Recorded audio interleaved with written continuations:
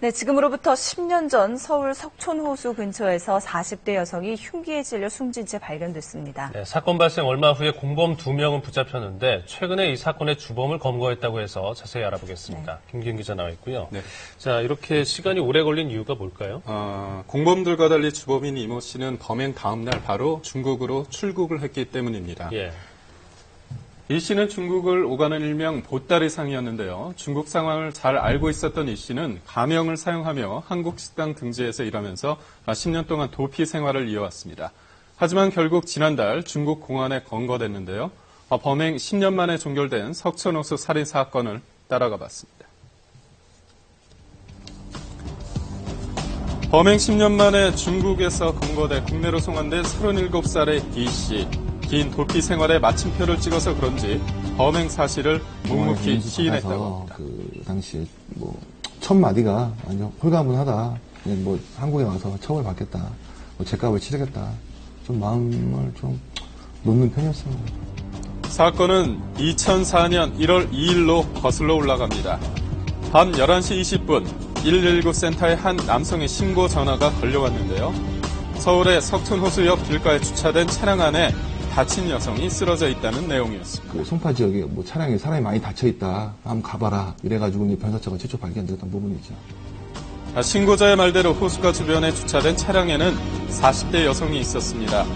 여성은 온몸이 끈으로 묶인 채 숨져 있었고 차량 안에는 핸드백과 지갑 등이 널려 있었습니다. 숨진 여성은 경기도 성남의 한 운수업체 사장 40대 전모 씨로 밝혀졌는데요. 아니라 사건이다. 그리고 현장에 출동해서 피해구 직원들이 다시 112 신고를 피해서 현장을 인지하게 된 거였죠.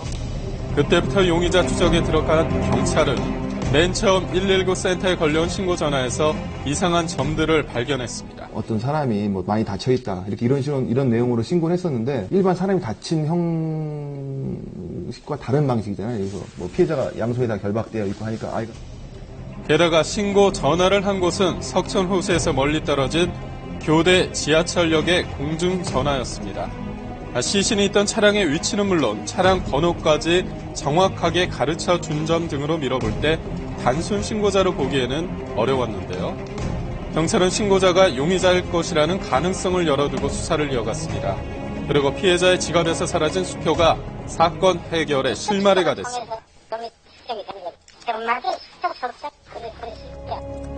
경찰은 사라진 수표가 쓰인 경기도 평택의 유흥가를 돌며 사라진 용의자 3명의 몽타주를 작성했고 결국 사건이 일어난 지 한 달이 안 된 시점에서 유모 씨 등 공범 2명을 붙잡을 수 있었습니다. 운수업체 여사장 살해 용의자 3명 가운데 2명이 경찰에 붙잡혔습니다.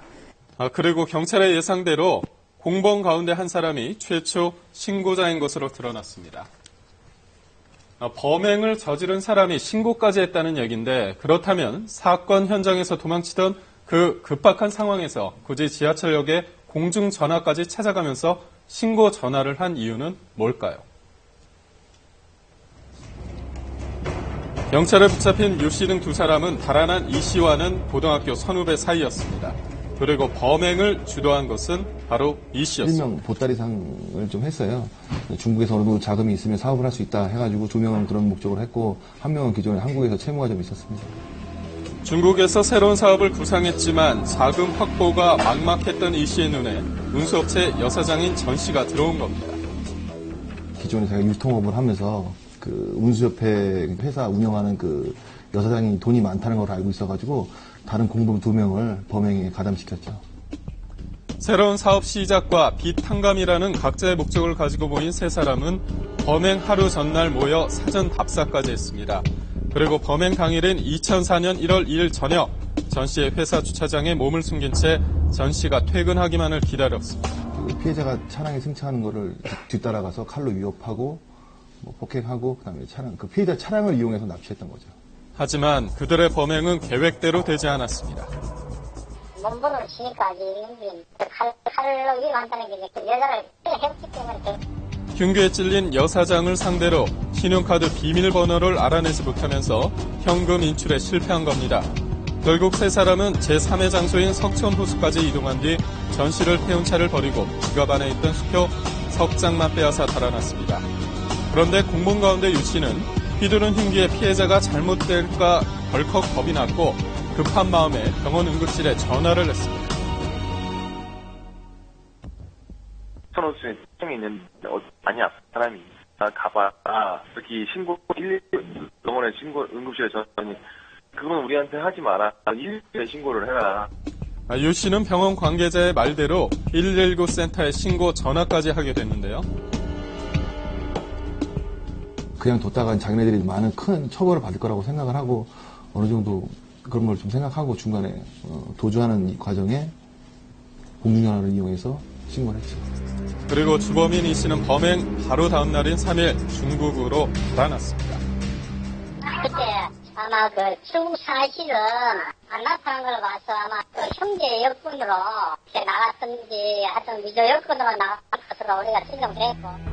이후 중국으로 건너간 이 씨는 가명을 사용하며 한국 식당 등지에서 아르바이트를 하면서 도피 생활을 이어갔는데요. 하지만 완전 범죄는 없었습니다. 경찰의 수사 협조 요청으로 인터폴의 적색 수배 대상에 올라있던 이 씨는 지난달 8일 중국 공안에 건거돼 지난 24일 국내로 송환됐습니다.